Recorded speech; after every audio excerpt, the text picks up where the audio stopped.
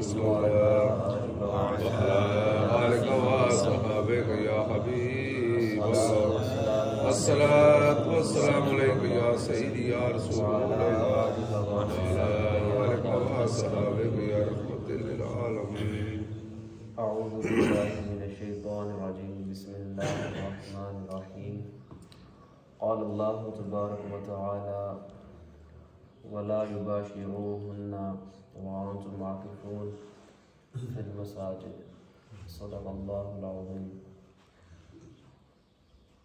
آج کا جو ہمارا نیا موضوع ہے وہ اعتکاف کے حوالے سے ہے.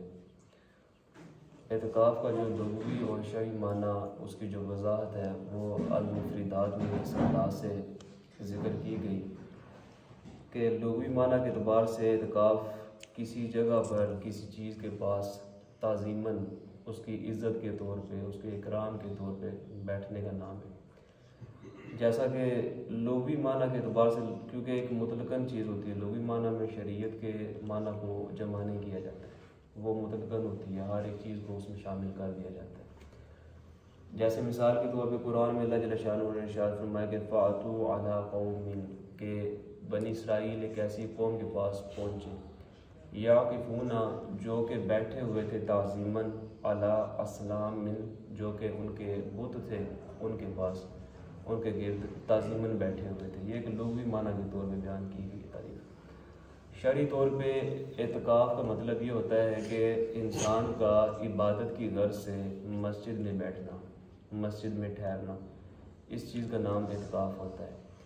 جیسے اللہ تعالیٰ نے فرمایا کہ وَلَا تُبَاشِرُوهُنَّ تم مباشرت نہ کرو، تم اپنی عورتوں کے پاس ان کے ساتھ جنسی تلذذ اختیار نہ کرو.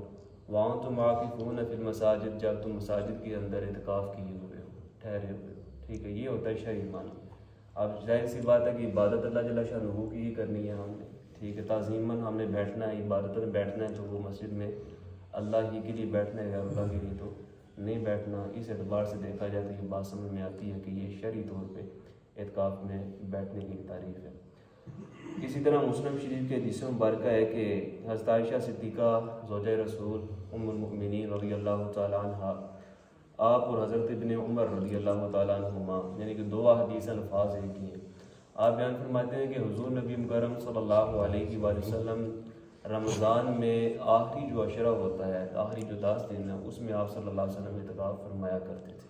ٹھیک ہے، تو اس اعتبار سے تو یہ بات سمجھ میں آتی ہے کہ آپ صلی اللہ علیہ وسلم کی یہ سنت مبارکہ ہے اعتکاف بیٹھنا. اور اسی طرح سنن بہقی میں یہ حدیث مبارکہ لکھی ہوئی ہے، بہار شریعت میں بھی لکھی ہوئی ہے کہ حضرت امام علی مقام سید الشہداء حضرت امام حسین نواسہ رسول صلی اللہ علیہ وآلہ وسلم آپ بیان فرماتے ہیں کہ حضور نبی مکرم صلی اللہ علیہ وآلہ وسلم نے ارشاد فرمایا کہ جو شخص رمضان کے آخری 10 دنوں میں اعتکاف بیٹھتا ہے اس کو 2 عمروں اور 2 حج کا ثواب دیا جاتا ہے. ٹھیک ہے، یہ اعتکاف کی فضیلت ہے. اور اس کی فضیلت مزید جو بیان کی گئی ہے وہ سنن ابن ماجہ میں حدیث مبارکہ ذکر کی گئی کہ حضرت ابن عباس رضی اللہ تعالیٰ عنہما راوی حدیث ہیں. آپ بیان فرماتے ہیں کہ حضور نبی مکرم صلی اللہ علیہ وآلہ وسلم نے ارشاد فرمایا اعتکاف کے بارے میں کہ یہ گناہوں سے روک دیتا ہے. ظاہر سی بات ہے کہ جب انسان مکمل طور پہ اپنے آپ کو دنیا سے کٹ آف کر کے لا تعلق کر کے اپنے تمام معاملات کو پیچھے چھوڑ کے اپنے آپ کو 10 دن کے لیے پابند کر دیتا ہے مسجد کے اندر، اس کے اندر رہتے ہو صرف محض اللہ جل شانہ کی رضا کی خاطر خالصتاً عبادت کرنے کی غرض سے، تو پھر وہ کیا ہوتا ہے، گناہوں سے بندہ رکا رہتا ہے، نیکیوں کی ترغیب حاصل کرتا ہے، اللہ کا ڈر خوف تقویٰ اس کو حاصل ہوتا ہے، ایمان کی لذت حاصل ہوتی ہے، تو وہ پھر مزید نیکی اس میں کرنے کی ترغیب اس میں پیدا ہو جاتی ہے. تو پھر ساتھ ہی فرمایا کہ جو بندہ اعتکاف کرتا ہے اس کے لیے ایسی نیکیاں لکھی جاتی ہیں جیسی تمام نیکیوں کے اوپر عمل کرنے والوں کے لیے نیکیاں لکھی جاتی ہیں. ٹھیک ہے، یعنی اگر کوئی بندہ ایسی نیکیاں جو کہ تمام ہی نیکیاں ہوں، ہر ایک چیز اس میں شامل ہو جائے، تو اس کے برابر اللہ جل شانہ اس کو ثواب عطا فرما دیتا ہے. اور اسی طرح پھر خود نبی کریم صلی اللہ علیہ وسلم کا جو معمول مبارک تھا وہ یہ تھا کہ یہ بھی مسلم شریف کے حدیث مبارکہ ہے. حضرت ابو ہریرہ رضی اللہ تعالیٰ عنہ راوی حدیث ہیں. آپ بیان فرماتے ہیں کہ حضور نبی مکرم صلی اللہ علیہ وآلہ وسلم ہر سال رمضان کے آخری 10 دنوں میں اعتکاف فرمایا کرتے تھے. یعنی کہ آپ کا معمول تھا، ہر سال آپ صلی اللہ علیہ وسلم اعتکاف فرمایا کرتے.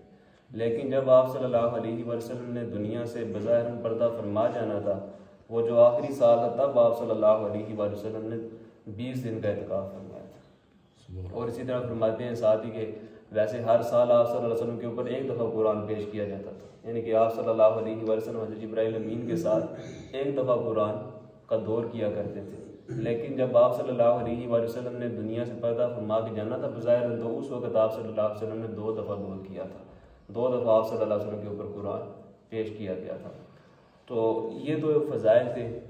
فضائل تب حاصل ہوتے ہیں جب انسان مکمل جزیات سیکھے، علم حاصل کرے۔ بعض کا چونکہ ایسا ہوتا ہے کہ ہم لوگ ایک چیز کی فضیلت حاصل جو ہمیں ہونی ہوتی ہے وہ سن لیتے ہیں صرف، ٹھیک ہے، اور اس کے بعد پھر عمل ساتھ ہی شروع کر دیتے ہیں، لیکن اس فضیلت سے ہم محروم رہ جاتے ہیں۔ اس کی وجہ کیا ہوتی ہے کہ اس کے اندر کی جو جزیات ہوتی ہیں وہ ہم نے سیکھی نہیں ہوتی ہیں۔ الٹا پھر ہوتا یہ ہے کہ بعض اوقات ایسا کام جو کہ نفلی طور پہ رکھا گیا ہوتا ہے، ایک مثال دے رہا ہوں، مستحب ہوتا ہے، ٹھیک ہے، کوئی فرض یا واجب نہیں ہوتا ہے، لیکن اس کے اندر بعض ایسے معاملات ہوتے ہیں جو کہ فرض یا واجب کا درجہ رکھتے ہیں۔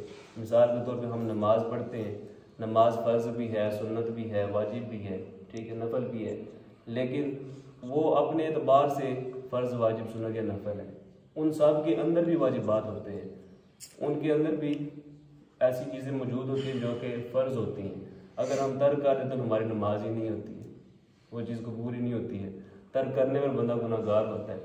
تو اس اعتبار سے دیکھا جائے تو اگر کوئی بندہ اعتکاف بھی بیٹھتا ہے، چونکہ اس کی جو شرعی حیثیت ہے وہ ہم انشاءاللہ بعد میں ذکر کریں گے، ٹھیک ہے۔ ابھی مقصد کہنے کا یہ ہے کہ ہمیں مزید جو بھی کام ہم شروع کر رہے ہوں ہمیں اس کا پتہ ہونا چاہیے کہ اس کے اندر کی جو صورتحال ہے وہ اصل میں ہے کیا، اس میں کوئی کمی بیشی رہ گئی، ہماری وہ محنت جو ہے وہ ضائع نہ چلی جائے۔